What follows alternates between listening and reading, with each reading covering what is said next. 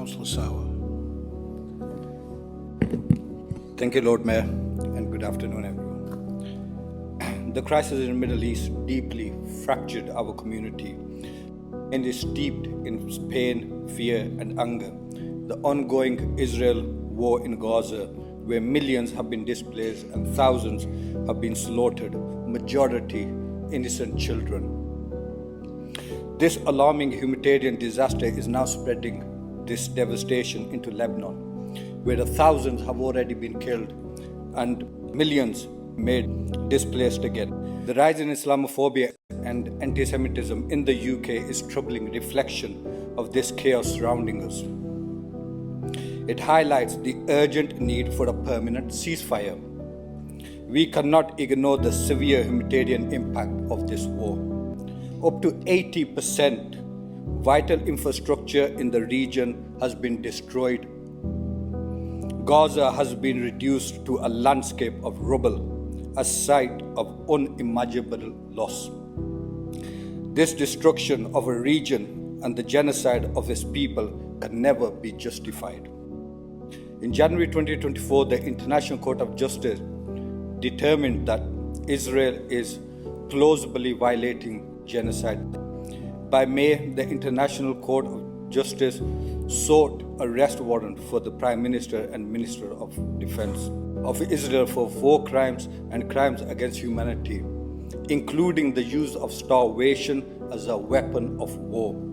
Organizations such as Amnesty International, Human Rights Watch, and other organizations have documented severe violations during Israel's military operation. The National Court of Justice has ruled the risk of irreversible harm to the Palestinian right to protection from genocide. The United Nations has described Gaza a graveyard for children. Our government cannot advocate for ceasefire whilst facilitating arms sales and providing military support to Israel. According to the UK's own export criteria, license should not be granted where there is clear risk of serious violation of international humanitarian law. Yet, the recent decision to suspend only 30 out of 350 export licenses in Israel is appalling. The continued license export includes the F-35 fighter jet, armed with 2,000-pound bombs which can destroy an area of 58 football pitches.